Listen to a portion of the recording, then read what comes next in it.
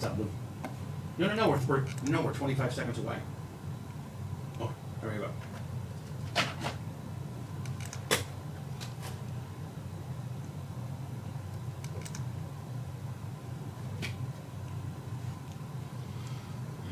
Oh no, this is not going to be good. Uh-oh. I didn't ask for any of this shit. What's the matter?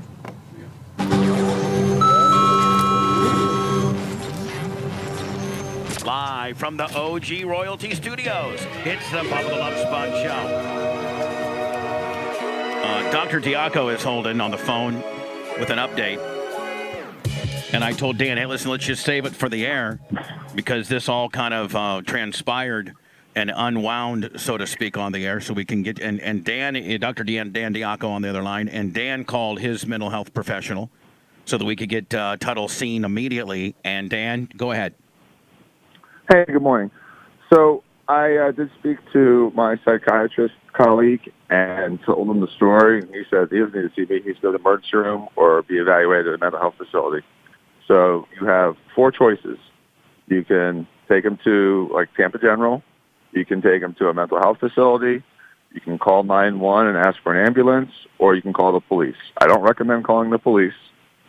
I don't think an ambulance is necessary. I would have someone drive him calmly to be evaluated at either Tampa General or a mental health facility. But based on the story of a legitimate physical act, suicide gesture, which tying a rope or a sheet to a fan qualifies, that's a trigger. That immediately means he needs to be evaluated. So your psychiatrist says he's Baker Act. the only thing that he's going to do as soon as he gets to the office is Baker Act him, so Right. that we might as well. And then you had to go by ambulance that way. So From the or doctor's by office. police car.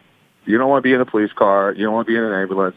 You know, you want it would be way easier, way more cost effective for him to go straight to the mental health facility or the emergency room. Now, which one would you suggest? He's not in the studio now. I think he's either en route, or I'm sure they're listening, or they're still in the lobby. Where would you? Mental health facility. Where? I don't have a particular one. We do. I don't have a list. Okay, We have That's where they're taking them. Okay, Yeah. okay. So we Okay, do then I have. agree with that. All right, Dan. Yeah. Thank you, Doc. And it's a bigger, well-known one. Go ahead, Doc. Good. And you know, I'm sorry that you guys were all dealing with this. I feel badly for Tuttle, but for his best interest and for his safety, this is the appropriate answer. And Dan, you know what? Thank you so much for tracking all this down. I know you spent a few hours on it, and thank you so much for doing that for us, buddy. Oh, my pleasure. My pleasure. Any updates, let me know, please. All right, man. Thank you. Yep, thanks, Dan. I wish you luck, Tuttle. Thanks. He must have been so close to doing it that when he got here, he couldn't hold back. So let's just kind of give an overview as to what happened literally 4 hours ago when we opened the show up. Tuttle. Well, even when I came in this morning, because Tuttle always says, "Hey, Blitz, how's it going?" And he didn't say anything when I walked in. I said, "Hey, Tuttle, what's up?" And he's like, "Oh man, I'm not doing good." And so we sat and talked for a minute, and he didn't say that he was doing that bad, but and yesterday he'd mentioned that his stomach hurt and he wasn't feeling great, but he was in better spirits. But today you could tell he was really down. So then he comes in here, and I just quickly pick up on because we spend so much time together. We know. Oh yeah, each it was other. obvious that he wasn't doing good. We know each other's energy. And the minute Blitz walks in, and we can tell whether the guy's had a good day or a bad day. Oh yeah, immediately. Yeah. The minute I see Janessa, I can tell whether she's having a good day or a bad day. And same with you. Like yesterday, I was like, something's not right.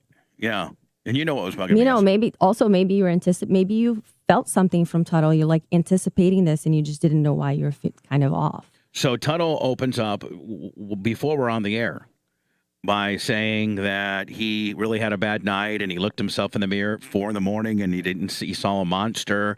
And then we go on the air and we start quickly unwinding this because we're fairly transparent, and we kind of start working through this, and we find out that he thought about killing himself last night to the point where he went and got a sheet from the bed and tested out the ceiling fan strength. And it bent the ceiling fan. It looked like it wasn't going to hold. And then he came to and decided not to do it. By the way, the suicide prevention hotline is 800-273-8255. And there's always somebody there to help you. And so, some people probably don't have big time radio shows that you can come in and you're people wrap their arms around you and try to get you help, and you're by yourself, and or you don't have any family, or you're single and you're alone, and you feel really bad. Well, that's what this is for. 800-273-8255. Now, we start talking to Tuttle, and all this information comes out. Dr. Diaco calls in and says, I'm concerned. From what I'm hearing, and I have a private psychiatrist rather than just to walk into a facility and be treated like a rat, a guy off the streets. I got a professional guy. He consulted with the professional guy, told the professional guy what had transpired, and the professional guy said that he needs to immediately go and get a facility help, because all he would do would be put to refer him to there. So I'm assuming that Colton and Tuttle and Lummox are headed to the facility that blitzed the information that we have, and Yes. our listeners really stepped up today and really gave us some insight into some of the struggles they've had, and it was really a lot of people go through this, right. And you know what? Everybody's really pulling for Tuttle right but now. not everyone talks about it, and most people don't talk about it. And a lot of times they're either able to get it over it themselves, or they just don't deal with it, and it They hampers their life. They suppress it. Yeah. And Tuttle actually was quite brave to stand up, Extremely. because you got to absolutely. think. You got to think now. He's going to go through hell for the next 2 or 3 days, and he probably doesn't even feel. He probably feels worse now than he did a little bit ago. He should not be looking at his social media either during this. No, I think they probably take your phone away. I hope so. And so it looks like that Tuttle's getting Baker acted. And that sounds a lot worse than it really is. But more importantly, he's going to be evaluated for the next day or two. And hopefully we will be able to figure out why he went through this, and his combination of various drugs, prescription, stuff that he's on may have caused this. And maybe they can dial him in a little bit better. And this very broadcast, Wednesday, September 18th, 2019, might very well be the day that saved his life saved his life. Because maybe had we not all come together and talked about it and got it out, maybe he would have suppressed it. And when you suppress it, you don't fix it. You're only suppressing. And then it may come out stronger, and he could have done it one day. Too, like getting, your shows, coming on up, and he might be overwhelmed with all the good stuff that's happening as well. So that kind of throws you off a little bit.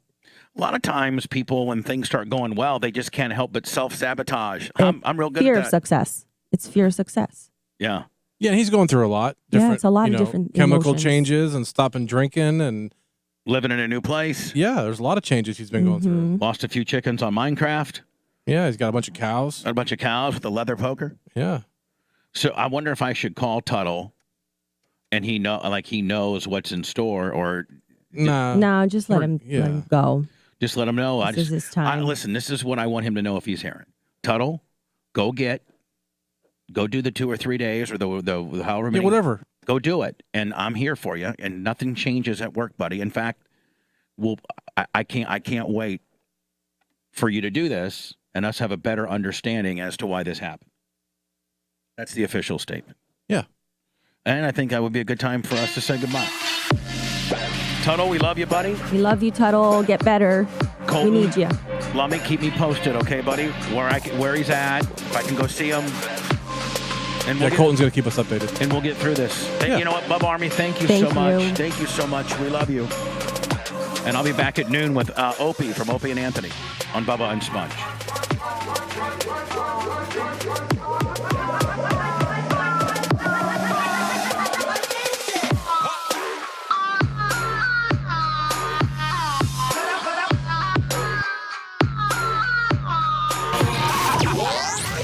Thanks for letting me finish. You've been listening to the Bubba the Love Sponge Show. Starring me, Bubba the Love Sponge. Operations manager, Blitz K. Executive producer, Caveman. Co-host Tuttle. Co-host, Janessa. Bubba Army Radio programmer, Colton. Multimedia specialist, Christian Byboy.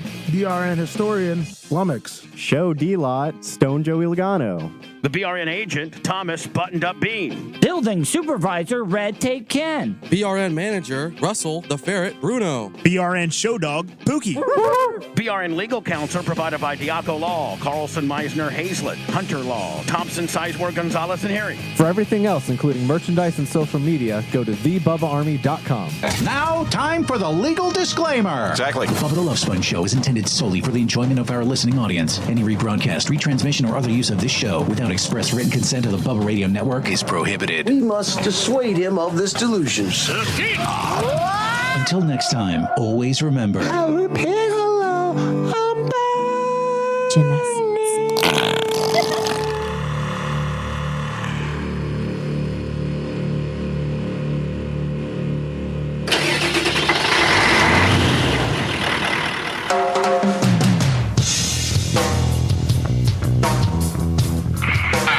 This is the woman there is on. Mind you don't put the hammer down around the chicken coop on I-65 South.